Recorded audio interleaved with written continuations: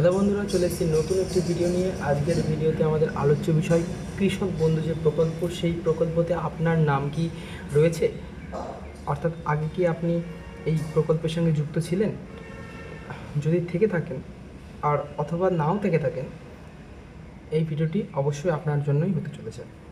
কারণ প্রত্যেক ব্যক্তি চেক করা উচিত সে কৃষক বন্ধু প্রকল্পে তার নামটি নথিভুক্ত করা আছে কিনা। তার জন্য কী করবেন, প্রথমে ক্রোম অথবা গুগল ব্রাউজারটি ওপেন করবেন এবং লিখবেন কৃষক বন্ধু, এবং লিখলেই দেখবেন একটা নতুন ওয়েবসাইট চলে আসবে।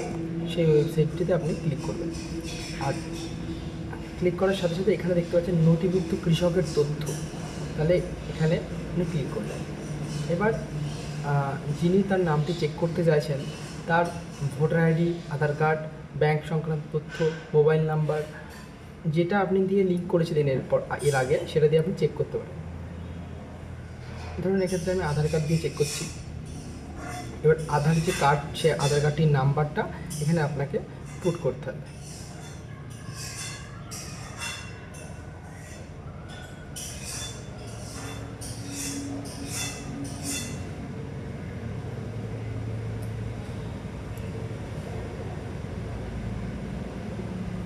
আচ্ছা, তো আধার কার্ডের নাম্বার পুট করার পরে আপনাকে এখানে একটি ক্যাপচা ফিল করতে হবে। এর মধ্যে দেখতে হবে কোনটা কোনটা কার। ভেরিফাই।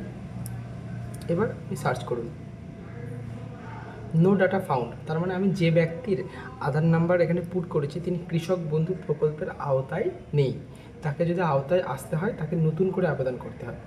ঠিক আছে, তাহলে ভিডিওটি দেখার জন্য অসংখ্য ধন্যবাদ। আশা করি এই ভিডিওটি আপনাকে অনেক সাহায্য করেছে। পরবর্তী ভিডিওতে আমরা কীভাবে কৃষক বন্ধু প্রকল্পে আমরা আবেদন করতে পারবো সেই সংক্রান্ত একটি ভিডিও আমি অবশ্যই আপলোড করে দেবো খুব শীঘ্রই। দেখা হচ্ছে পরবর্তী ভিডিওতে।